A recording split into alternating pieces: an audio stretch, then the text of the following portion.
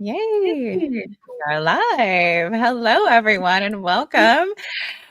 So today on Anti-Gravity Wellness Podcast, we have a very special guest, Yarden Carroll. She is one of my very dear friends that we met last year at the beach retreat with Michelle Cunningham.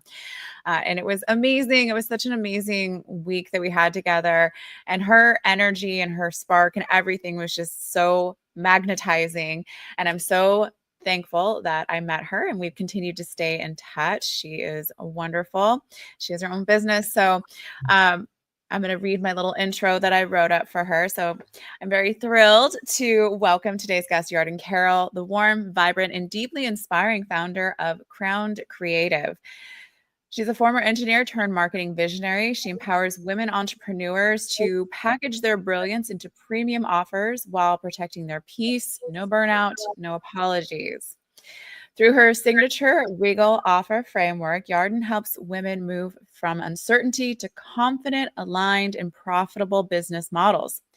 Her journey is one of resilience, creativity, and transformation.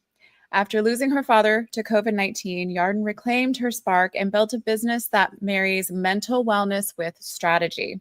She believes rest is revolutionary, mental fitness is foundational, and being too much might just be your superpower. Beyond her business, she is a wife and mother of three, including a special little boy on the autism spectrum. And she manages it all with realness, grace, and heart. Today, we'll dive into her journey, her frameworks, and how she's building a legacy of impact, alignment, and authority. Welcome, Yarden, for coming. Thank you for being Hello. here. Thank you so much. I'm so Oh, glad. oh, so I live in Washington State and she lives in New York. So we are very far apart from each other. It's Very awful. It's the first time we've really we see each other on social media all the time, but to actually be able to see each other via video, it's very nice to be able to connect yeah. again. So um let's go ahead and dive right in. We kind of talked a little bit catching up with each other before we hopped on. But we'll go through our little questions here and then we'll just let the conversation evolve naturally as we go. So I really like this question. So you've described entrepreneurship as joy and pain with peaks and valleys. How have those extremes shaped how you lead Crown Creative today? Oh, my friend, I'm telling you. It's almost like a high that I didn't know. And then there's these lows that I'm just like, oh my God, like, what am I doing? And am I doing the right thing? But I mean, as far as the joy, I experience a lot of joy because I get to tap into my creative element. I get to tap into the quirky, weird parts of my brain and just do all of the things that I really love. But the pain comes with not knowing which, if I'm heading in the right direction, or and it's just the uncertainty that causes a lot of pain for us. I think as women, we naturally want to have it all figured out and be this polished, perfect person. And then in reality, entrepreneurship is nothing like that. And it's just so hard at times. And I think we see a lot on Instagram reels and all the other things on social media. They glorify the success, but they don't really showcase the struggles and the ebbs and the flows, and how it's not all glitter and gold all the time. So I think, like, leading my business, I always lead from my gut. Sometimes I know, sometimes I don't. But I don't really look at things as a failure anymore. I used to be, early on in the business, I thought if I didn't know something and it didn't work out, I was a failure, but not so much anymore. I think about it as a learning lesson, and then I just do my best to share and collaborate with other people so that they don't have to go through those things. I mean, there's some things they're going to have to go through, but I just lead from my gut and I lead from my creativity, and that's ultimately what's got me this far. And I'm doing pretty good, so I can't complain. So yeah. I love that. Using your intuition and everything, which is one of women's superpowers, I think that we are really taught to kind of suppress, especially in the corporate world and Mm, coming into entrepreneurship and learning how to trust that again. That can be very difficult. And yes. It is very messy, which is why a lot of people just don't even try. It's scary. Messy, messy is an understatement. That's like, it's just, like, oh my God, like what is happening here? Yeah. It's good. It's good. I really I'm happy with my decision to take it on and take it by the horns. So I'm happy. It's exciting. It's Good. never a dull moment, you know. Yes, yes. There's definitely been moments when you and I both shared we're like, "What are we doing? Why are we doing this? This was a mistake." Yes. What is happening? And then the next day it's like, oh my God, I got a client or I got a win and I got a client win for my client. And you're just like, oh my God. And then the next day it's something new. It's just Yes, good. yeah. I like I it. think I enjoy it. yeah. Do you feel like the impact that you have in your business is different than the impact that you have with people in the corporate world? Oh, most definitely. I feel like I'm engineered to follow a path that is not meant for me in corporate. I feel like I'm boxed in. I feel like I can't really be who I want to be or show up the way I want to show up because everything is just like, I'm telling you what to do. Now you have to do. And even if I push back, it's like, or I think that something may not be right about a situation. Um, I just feel like it's just, it's corporate. And it pays well, but at the end of the day, it's like, do you want to live your life like that? Is that like, is it aligned with my values and my morals? And I'm very vocal, but for 15 years or however many years you're in corporate, you're taught to like slow down, dumb it down, don't be so loud, don't be so great. God Mhm, forbid you're great at something and you show it to someone who's above you. It's like that's a big no-no. So mhm. I'm just like, in my business, I can do whatever the hell I want. And I'm excited. I like that. You know, That's I amazing. gotta answer Uh, to me. yeah, yeah. I had a very similar experience, especially in the hospital setting and healthcare, and it's comforting, I think, to know that it's not exclusive to that Mm, everywhere you go in the business world and corporations, that's just kinda how it operates, and I get it, but at the same time, it does squash a lot of creativity and drive that we have, and I actually kind of wished at some point too that I was like, "Man, it'd be so great if I was just, like, cool with it, and I didn't care, and just, golden handcuffs, take the money and go," and I'm just not that way though. We just and I think you're the same, like, we just can't. and you know what? It's like I said, it's nothing against people who have that and are good at what they do. It's great for them. But I think for people like us that want to take an untraditional or non-traditional path, we have to make our own way. And I think it's you definitely take a lot of the things that you've learned in your day job from corporate and you know what to do and what not to do. And then there's other things you're like even when you're sitting in a desk or a cubicle, you're like, what are these people doing? Like are they just like winging it? Like what is happening here?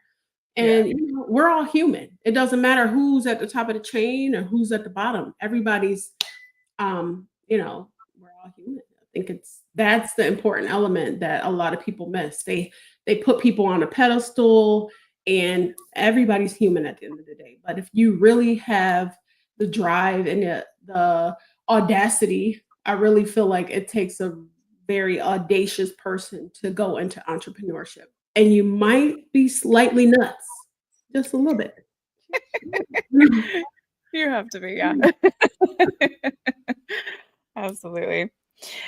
All right, so if you don't mind talking about it, your father's passing during the pandemic was a turning point. How did grief and transformation help shape the mission behind your work? Yes. So, actually, it's coming up on his 69th birthday, August 25th. So, it's very, very sad moment for me during COVID. A lot of suppressed emotions that I didn't realize that I had bottled up in me. And I think when something really devastating like death happens to us, we tend to reevaluate where we're going, if we're going in the right direction. And honestly, that was just really hard for me because I'm the baby out of the girls. I'm the third out of four of my siblings, and it was just I'm a daddy's girl at heart. So when I got a phone call at work and they're just telling me I already knew by the text. It was a very short text that said daddy, and I just knew when I read the text that he was gone. So Mhm. I think that I can only recall and replay the last conversation that I had with him was basically about him. Um, I don't know if he knew he was gonna die, but there was something very ironic about the conversation that we had where he talked about dropping all his rocks, which that was his saying for like he's letting go of the guilt, he's letting go of burdens and past regret and things like that. And he wants the same for me. And I didn't really understand at that time like what the context of the conversation, but we really had a good day that day. Very deep conversation. Usually it's a lot of jokes because him and I are one and the same. We say a lot of off the wall stuff, but it was very enlightening to hear him talk about that and tell me to go after the things that I want and tap into my creativity because if anything, that's what he regrets. He regretted not going after the things that he really, really wanted, and he didn't want the same thing for me. So Mhm. I that really shaped my vision and shaped the mission um, by like just me stepping into like I was scared as I don't know I was scared. I didn't know what was next for me, but I really replay that conversation and it shapes the way I move because I realized the person I am and the person I was at that time, it was not too much of a difference. It was just that my crown didn't fall off. I was still the badass woman that I've always been. It was just I was boxed in. So I think that conversation and him dying and seeing and hearing all of those things that helped me break out of the box and refit my crown. And ultimately, that's how I came up with the name was because I just felt like we're all women are just the most beautiful, impactful human beings in the world. And if we can be who we are, the world is just going to be a better place. I feel like people suppress or um, who they suppress and try to block people out who are really powerful. And I think a lot of the movements that I'm seeing with women stepping into who they actually are is just going to be the most powerful thing on the planet. So why not make money and make impact? So that's the mission behind my business. Yeah. That is beautiful. And I work in the healthcare system for so long and at the hospital. Uh, they may not know cognitively, but they know on a spiritual level when that's happening. And I've seen some really kind of things that seemed almost kind of off the wall. And it's just really strange. But I do believe that there's more, there's something else beyond us, and we're all connected to that. Yeah. So I don't think it was a coincidence that you guys had that conversation at that time. Like there was part of him, even if he didn't know, he knew. Yeah. So yeah, that's really powerful. So walk us through the regal. Oh, sorry, I'm hearing feedback from myself. Walk us through the Regal offer framework. What does each letter stand for, and how does it help entrepreneurs create offers that resonate deeply and convert? Yeah, so the Regal, it's aligned with my brand and with my business name. And when I think of Regal, I just think of somebody that is just boss, just glitter, gold, whatever, like royalty, just brilliant. And somebody who embraces all of those things and embraces their flaws and they walk in a room and they just own it. So no matter what room you walk in, you own it. And people will either be repelled by you, which I'm okay with that, or they will be extremely attracted to your light. So the Regal Offer framework is for coaches and consultants, creatives who ultimately want to package their brilliance into an offer that they can feel confident in because it's based off of their past experience, current experience, their expertise, and things that they have delivered.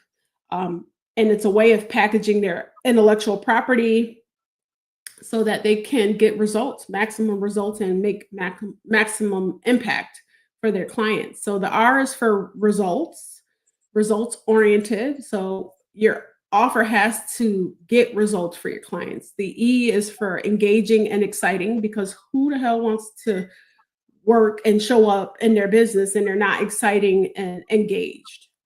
The G is for a guaranteed outcome. You have to, it has, think tangibly. A lot of there's a lot of fluff out here in the coaching and consulting industry. So I just think that it's a matter of having the guts to improve in the receipts to say that you can guarantee this outcome if they put the work in, of course. All work ethic is not created the same. Yeah. Yeah, so and the A is for avatar aligned. And avatar is used interchangeably with the ideal client, buyer personas, and things like that. And you have to make sure your offer is aligned with the pain, the desires, and ultimately the end state or the end result and end outcome that your clients want. And the L is lucrative, because who wants to be in business and not make money? It's something you have to be able to grow and scale at some point, at the later end, but you want to grow as a business owner and make more money and make more impact. So yeah, that's what the framework is. And I help my clients get results. Yeah. So Beautiful. yeah. So you also talk about the TAP mindset, TAP, thoughts, authority, power. What mindset shifts are most crucial for women ready to step into premium pricing and leadership? Ooh, friend, let me tell you something really crucial about the mindset that we have, especially when you're talking to women who have had success of one spectrum and then they're stepping into a whole new identity. We tend to bring this rhetoric that society, our families, our friends, all of the above, we've been conditioned to think a certain way or identify a certain way. And to be honest with you, it's a completely different realm when you step in entrepreneurship. And I think that I had no idea what the hell I was doing. No clue, no idea. But I had so much success in different areas of my life. I knew that when I wanted to make a transformation, I had to step into something new. So I talk to myself a lot and I think about my thoughts. And I don't know if other people think about their thoughts, but if you like, I'm like obsessively over analyzing in my head all the time. So I had to come up with something just from my background in engineering and analytics. I think in frameworks and I think strategically. So I came up with this mindset framework to tap into my own authority and my own power. Because when I'm talking to myself negatively, it's it will guide me in the wrong direction. So the tap mindset is a reframe for your internal thoughts. The T is for thoughts, because ultimately the way you think is your ceiling. So if you think you can or you think you can't, you're right. That's a Henry Ford quote, by the way. I love him. And so you have to silence that internal chatter and those internal thoughts and be nice and be kind to yourself. The A is for authority, because we all have authority. We are in control of our own destiny and our own fate. So the authority you activate once you silence those internal thoughts, you're able to see a bigger vision and even let your gut guide you in the right direction. And the P is for power, because we all have the power to impact people positively or negatively.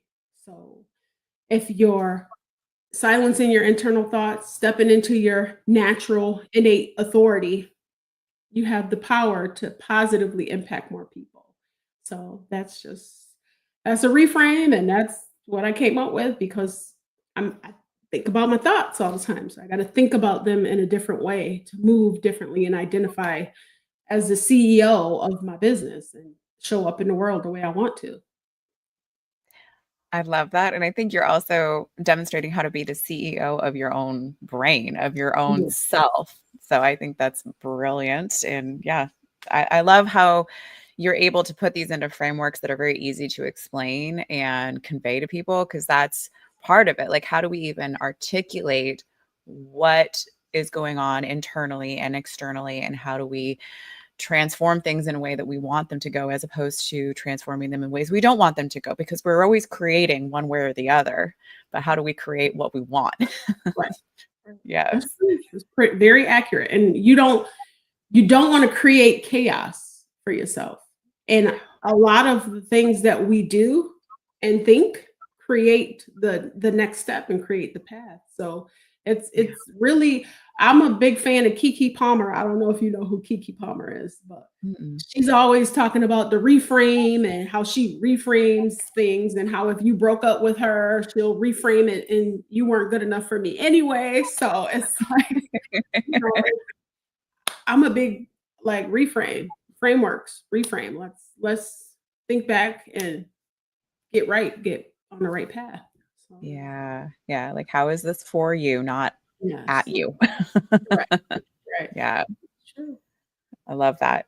Well, going on to more mental wellness and burnout proof business, you often say rest is radical resistance, which I love. How do you integrate rest and mental fitness into your clients' strategies and in your own life? Girl, I'm a big fan of naps. I don't know what. We all were resistance against naps, but like once you like I hit 35, I was like, girl, I need a nap. I'm gone. I'm out. So I will like leave, go to bed. I don't tell anybody where I'm going. I'm out. Especially with a house full of men, they always need me. So I think it's I'm so sorry. I just went off.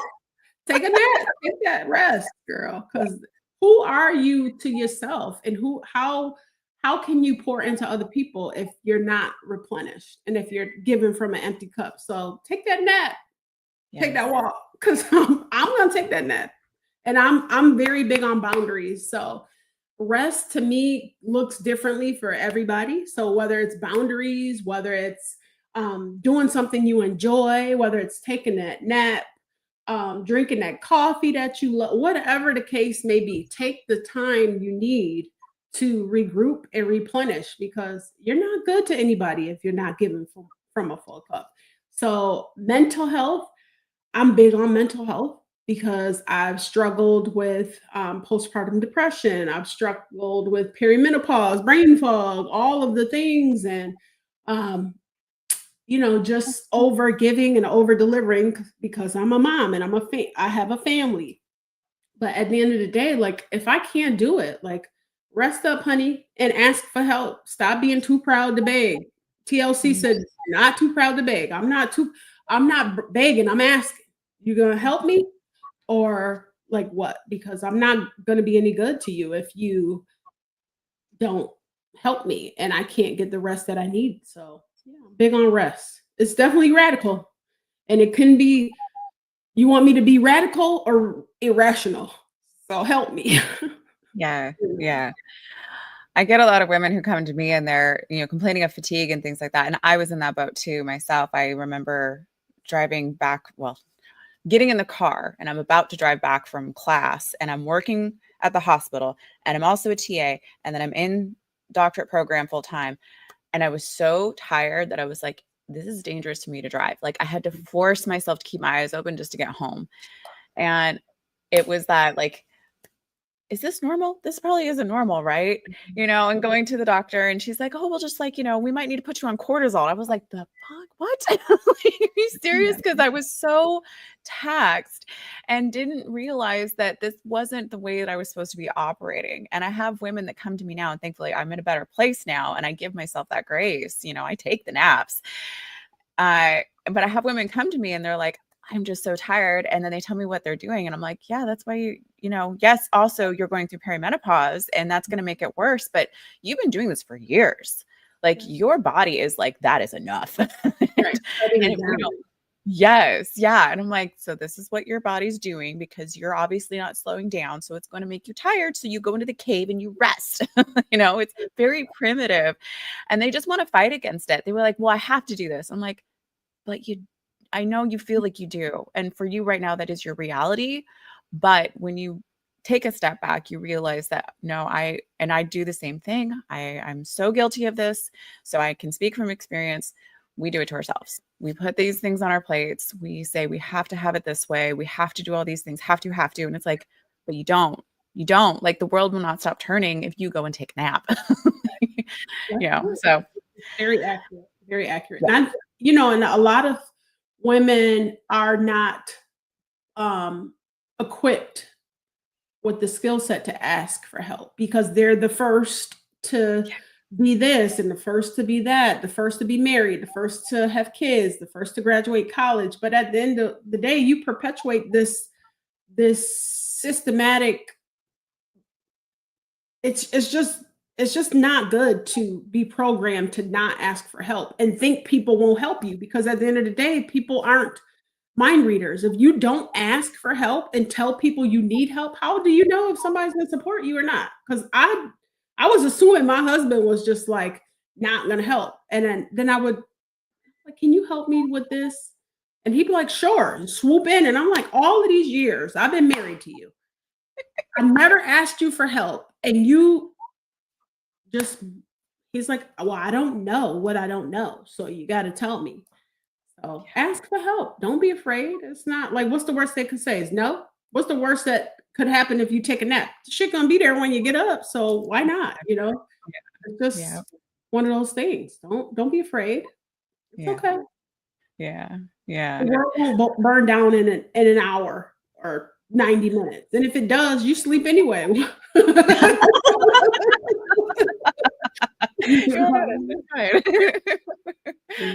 Oh yeah, that asking for help thing is so huge because people are not mind readers, especially men. They are so sweet and loving, but they don't know. They have no idea. And our brains are like, 20 open tabs all on YouTube channels. Like it's terrible. So like YouTube, the news, CNN, all of the things. It's like, I got all of these tabs open. Like, shut it down, girlfriend. Shut it down. Restart. Reconvene tomorrow. It's okay. The world will be there. Yep. And ask for what you need. Yeah. I had that moment on Sunday where I was like, fell apart at my husband and he's like, what do you need? I was like, I just need you and I to like go on a date. Because he had been working all week and it was his only day off. And of course he's like, whoa, we got to get this done. So we're going to do this and this. And I was like, oh, I can't right now. Like rough week. I need like just my time with you. And instead of asking for that ahead of time, I waited till I fell apart. And I'm like, all right, that's my lesson. Like, don't wait. We're all guilty.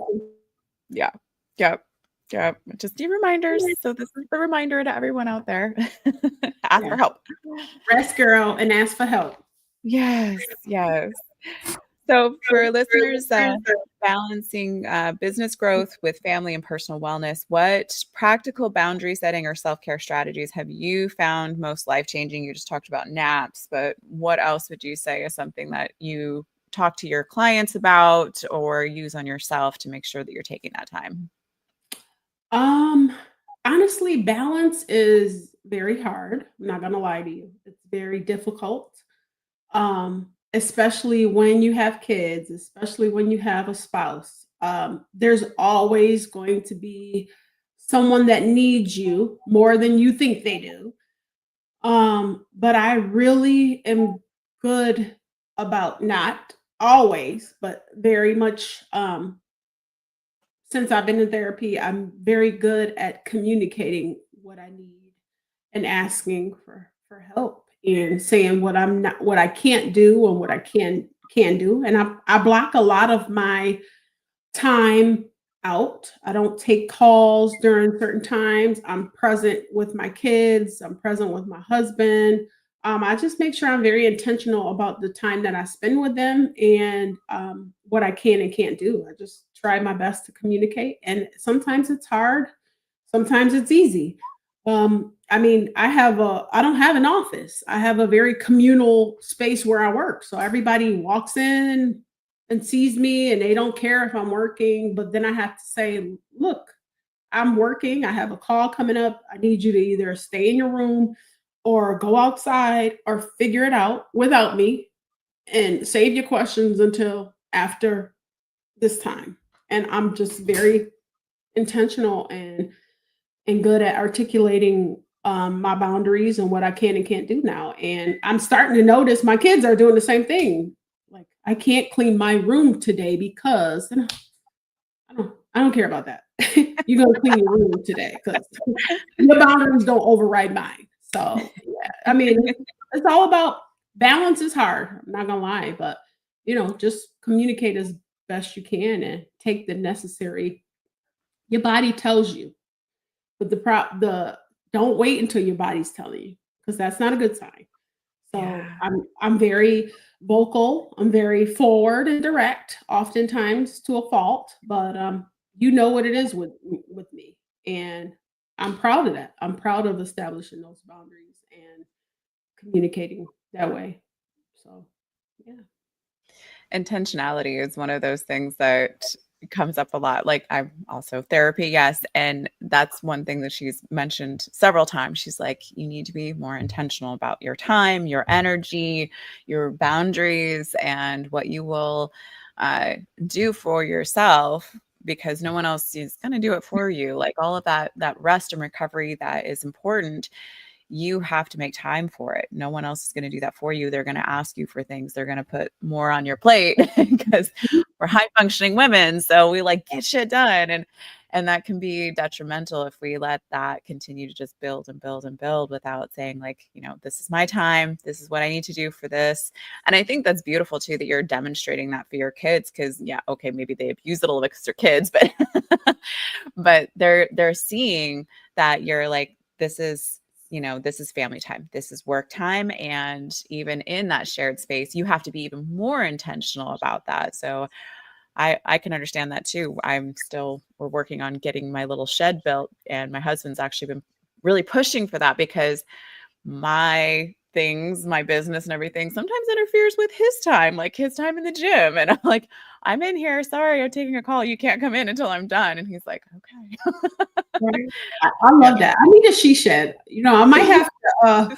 And let me tell you, my husband is very handsome, but he ain't handy. So I'm gonna have to contract out. I need a she shed because, girl, it's hard out here for us, especially in the communal space. When they see you, it's like, I know you're working, but I don't care. And it's like, Uh-huh. oh, like back up. Nothing's that important. But I think Mhm. as a mother of boys, I really, really instill in my boys that they have to use their words, they have to communicate, they have to know how to articulate their feelings. And if you want to cry, cry, but do it when I'm not on a call.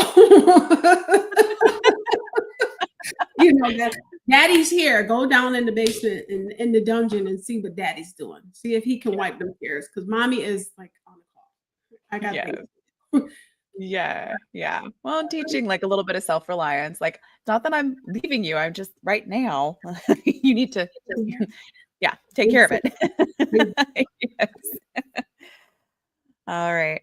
Oh, so I remember talking about this at beach retreat. So you mentioned being told you were too much, that being tall, bold, or creative wasn't always welcome.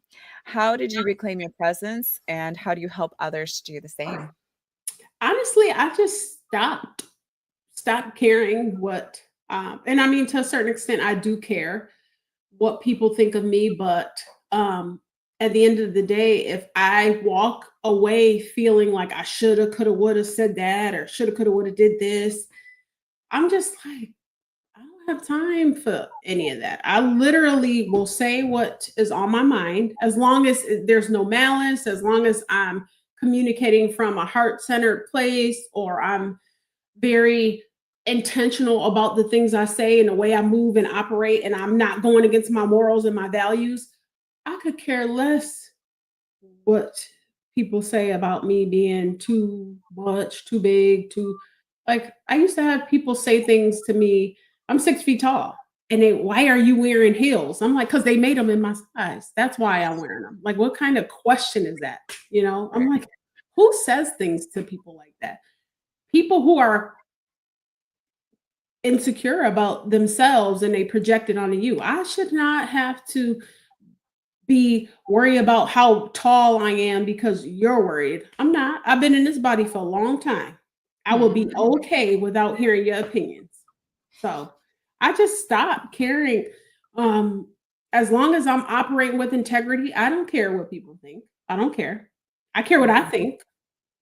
I care what my husband and my family think, and my close friends and family. That's all. I don't. But even them, to a certain extent, I draw the line where you. I don't take advice from people who have never done what I'm trying to do, never gone where I'm trying to go, and who can't see my vision. I don't take it. I don't care. I give Yeah. zero, it's literally zero. Like once I hit 40, it was like, I'm done. It's a wrap. Nope, done. I think that's one of the most beautiful things about going into your 40s and that I'm loving so much. You just let it go. You're like, and I've seen, reels on social media where guys are talking about that. She's like, she's not going crazy. She just is done with your BS. Like, we're not taking it anymore. Over. Yeah. Finito, friend. Yes. And it is a relief to just let it go and be like, none of it mattered anyhow. All of that bending yourself into pretzel shapes and trying to please everybody, it didn't matter anyhow because you can't please everybody. You can't be everything to everyone.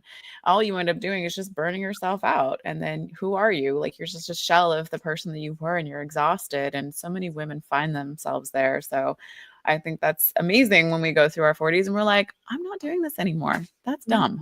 And I'm so much better the way I am. I'm just a better version of myself. And who wouldn't want to be with me? Like, something must be wrong with you for trying to get me to do something different. Like, I could care less. Yes. Yes. Okay. I love that. All right. What do we got? So can you share a moment when you realized that owning your authority changed how you showed up in your business or life?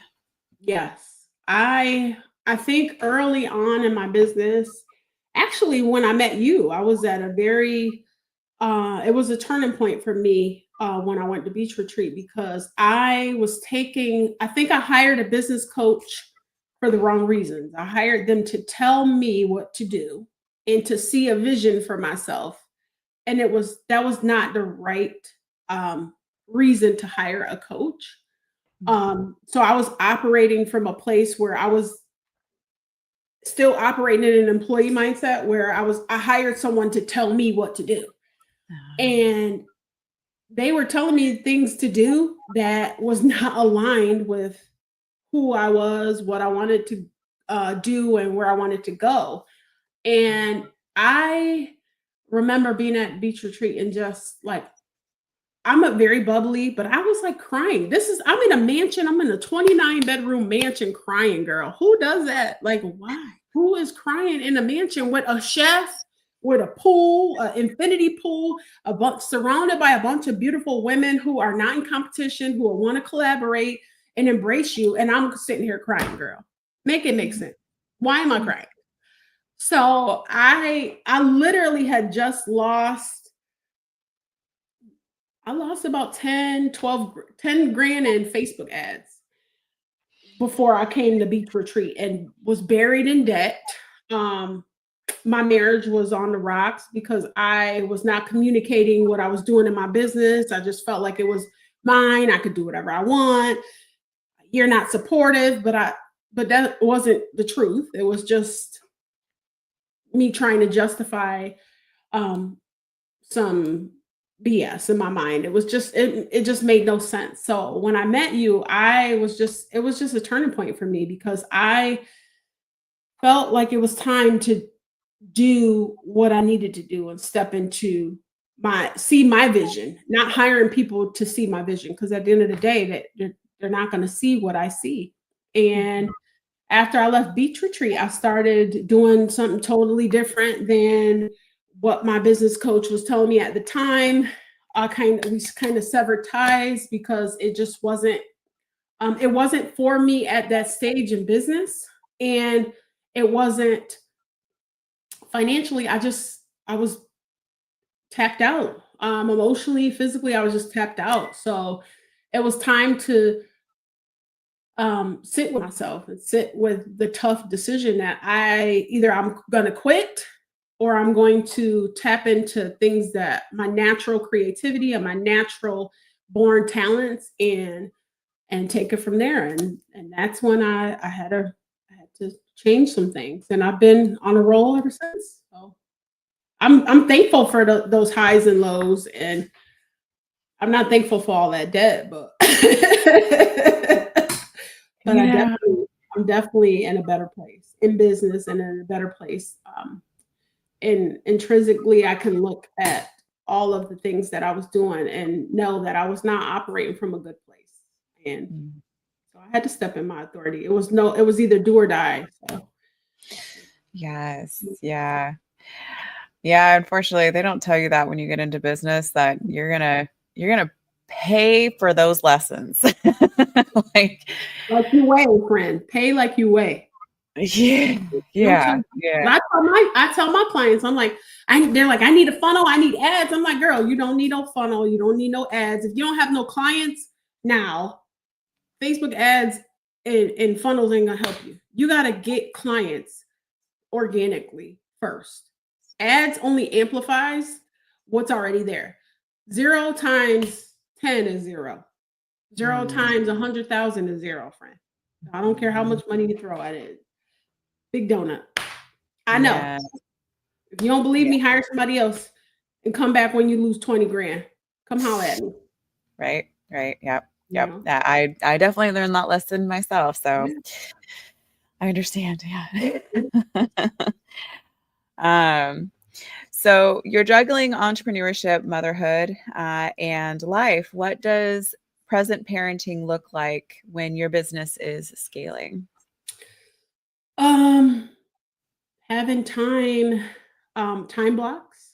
I don't do calls on certain days. I don't work when I'm at my kids' games. I am volunteering to referee some of their games where I can actually see them in the flesh, like what they're doing. It looks chaotic, to be honest with you. It's very hard. Um, but at the end of the day, I don't think I will have it any other way. I don't know how to not be present for my kids. Like I don't know how to not show up for my kids because honestly, if I didn't have them, I don't know what I'd be doing. So it's a little bit of juggling, a lot of juggling. I'd be lying if I said it wasn't, but I definitely work on my business. I work on myself.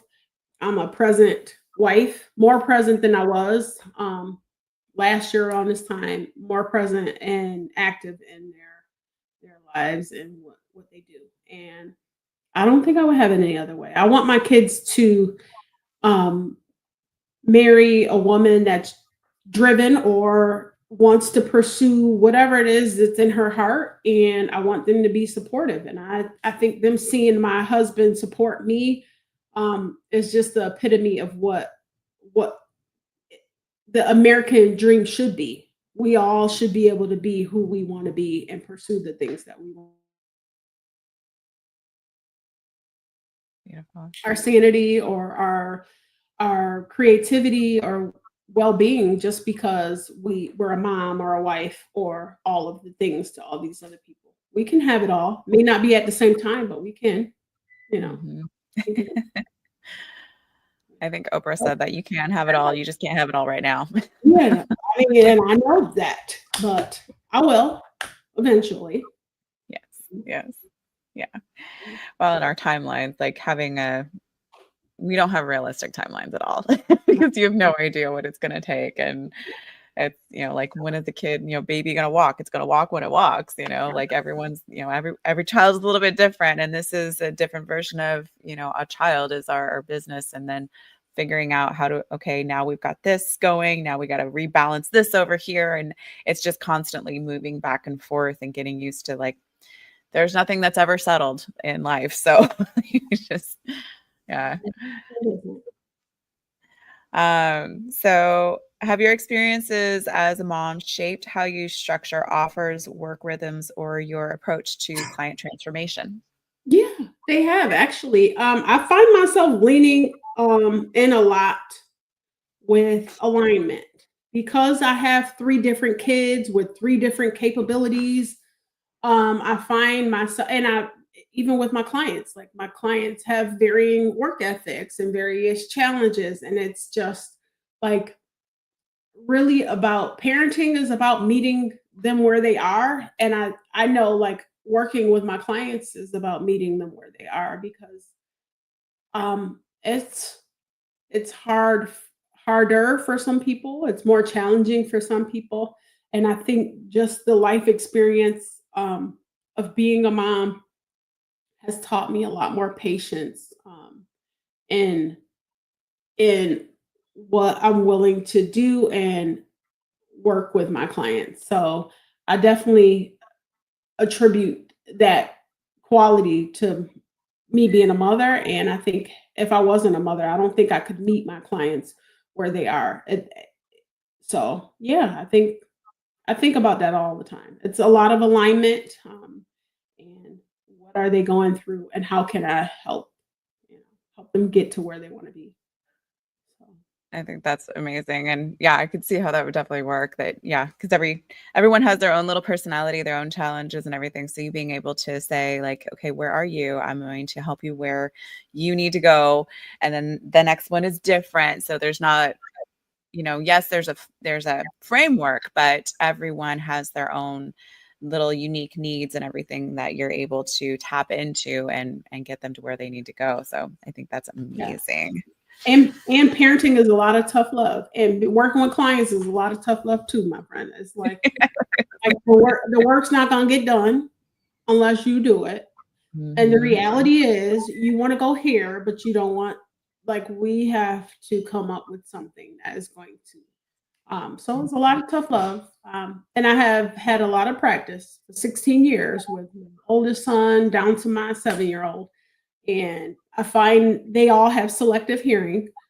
Um, so it's a lot of rinse and repeat, but that's okay. Yeah, yeah. I'll need to be reminded. So as women in midlife, many of us are navigating perimenopause physically, mentally, strategically. So what is your perspective on this stage, especially as an entrepreneur building and having your family simultaneously? Oh, it's exhausting. Um, I wish I could say more than that. It's so exhausting. It really is. But I am very, very, I operate a lot differently. Where when my energy's high, I tend to do the most challenging work. When my energy's high, when my energy's low, I'll do things that don't require much of me. I'm just very strategic about my energy levels, my mental capacity, and what I can and can't do. In the worst case scenario, if I can't do it today, it's there tomorrow. And I am convinced that everyone in my house thinks that I'm nuts, which, maybe I am. Uh, like this house and my family would not function without me. So yeah, So I'm just very strategic and very good at communicating and repeating myself. Mhm. That's just what I do. I was built for this. Yes, yes. Oh, that's so true. Uh, and I like how you talked about managing your energy because Yeah, there's so much out there about time management, but that's not what it is. It's energy management. So making sure that when you have that high energy, that's when you go after those things. Low energy, okay, let's do some other things, or let's take a nap, like replenish rest, our energy stores. Yes. take that rest, Yeah. Yeah. replenish that energy. Yeah. Do you have like a typical routine for your day that matches your energy, or is it kind of like a day-to-day thing? Um, I have CEO Fridays and CEO Mondays. I definitely am very strategic about what I do in the morning, like the task that I do. I time block a lot of really important tasks in the morning. I follow up. I try to be more engaging and more present when my energy level is going to be high. But I mean, honestly, it's a day to day thing because every day is challenging and every day is not the same. And I don't feel the same all the time, but I try to get my vitamin D and get my sun and get my walks in. And I always try to have a conversation with someone that is very uplifting to me, very that means a lot to me. So I'm very purpose driven on having those difficult and important conversations with people I love. So I make that's a habit that I stick to. I don't care if it's calling my mom or walking with my neighbor, or reaching out via text, telling someone I love them, and I'm very purposeful about reaching out to people and having that community aspect in my life. That's definitely important to me. So yeah. Yes, yes, and that's helped us to keep in contact Yeah. too, because Lord knows we get busy and you just don't Yes. even realize how much time has passed before you're like, "I haven't talked to her in forever." Yeah, super important. Um, okay. So what does a premium lifestyle mean to you as a business owner, mother, and woman in this season of your life? Premium. It is uncompromising, um, very strategic, very well thought out, not necessarily planned, but I think about a lot of things. I think I am very um, I I want people around me who are good people, who have good values, who have good morals, who have integrity. I'm very driven by my values and my morals. So premium to me is having joy, having love, having purpose, being creative, and being able to pour that back into people. And it's not necessarily about labels and making a lot of money. It's about making more impact and sharing the joy and collaborating with people. So premium to me is all about how can I show up authentically and show other people that it's okay to be who they are and tap into things that they love and just live a life that's full of purpose. Honestly, that's what premium is to me. I love that.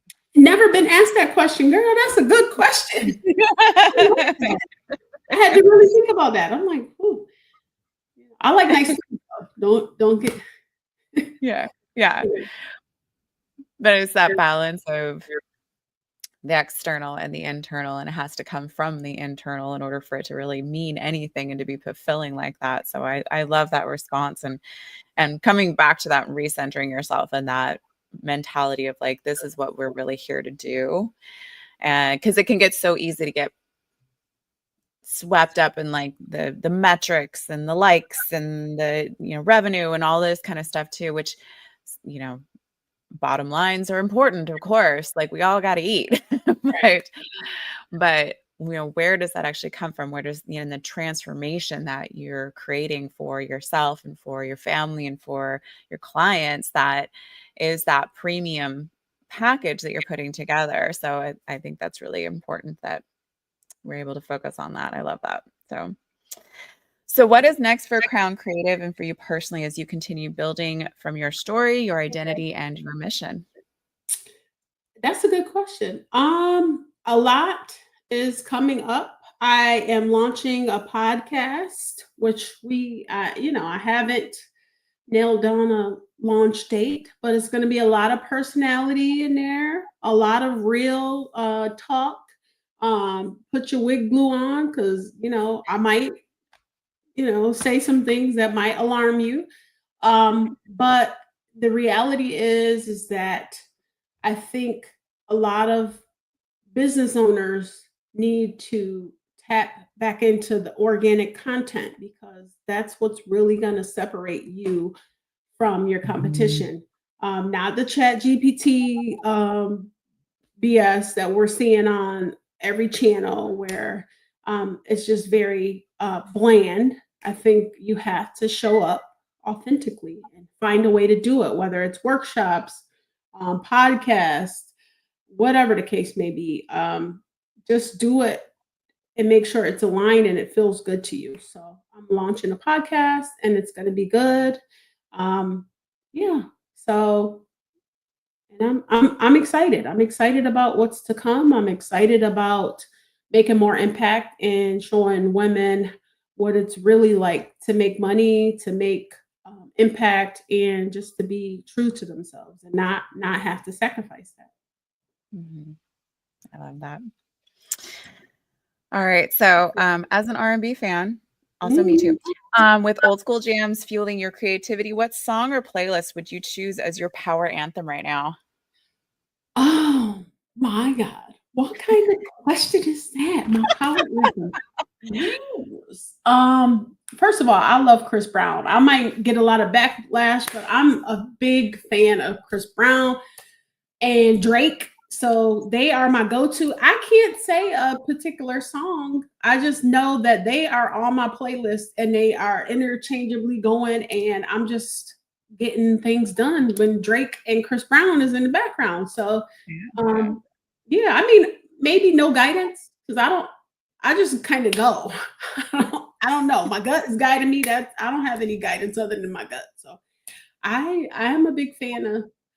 Man, what kind of question is that? I'm just like, yeah. I just my songs be in the background and I'm just on go. I'm just going. So, Chris Brown, Drake, if y'all listening, y'all want to send me some tickets, I'm a fan. I get a lot of things done in y'all music. Yeah, so love it. Are you one of those that needs music on in the background in order to work? Girl, yes. Like we used to, growing up, my mom used to wake us up. We knew it was time to clean because my mom would blast the music and be like, get up, it's time to get cleaning. And we would listen to the most random between opera, classical music, and 90s hip hop and R&B. It was just the randomest playlist in my house. And it was like, get them wash the washboards and get all of that, footboards, get all of that. I'm like, so it's just natural for me to just have that music. And now I'm listening to the music I listen to. It's so funny because my kids who are 16, 13, and 7, the music they listen to is the same music I was listening to growing up. So I'm like, how do you know that? It's because I wake them up and they're listening to the same thing I listened to growing up. That is hilarious. I get the music and get the vibes going. Yes. I love that. My mom would do the same to us, but it was always classical music because she knew that we hated it, and that would get us out of bed. Yeah. And she just blasted through the house. It's like, oh my God. I can't do it. That is so funny. Oh my gosh, Yarden. Okay, so where can people find you? I'm not really on Instagram that much, but I am, girl, you're gonna have me look up my my Instagram handle. It's Yarden_Carroll on Instagram. They can find me on LinkedIn. I'm very active on LinkedIn and Facebook. Yarden Carroll. Yeah, find me and then keep a lookout for my podcast. It's called Booked and Unbothered, baby, because the goal is to be paid and not be worried about what everybody else got to say. So, it's coming. Give me some time because I want it to be real and raw and give real value. So I'm not in a rush, but it's coming. So you'll keep an eye out and it's gonna be good. Yes, it will be brilliant. I know it will because you are. Thanks, girl. Yeah. Well, thank you so much for joining me. This was super fun. And we're definitely going to have to do it again, not Yeah, wait a full year because it's just about our anniversary. So, no, it's almost um, here. Almost here. yeah. Yeah. All right, It's a Yarden. Well, pleasure. thank you so much. And thank you everyone for watching. Or if you're catching the replay, put in hashtag replay, and we will be turning this into a podcast as well and posting that on Spotify. So stay tuned for when that drops. And until next time, have a great rest of your week and stay well. Bye. Bye.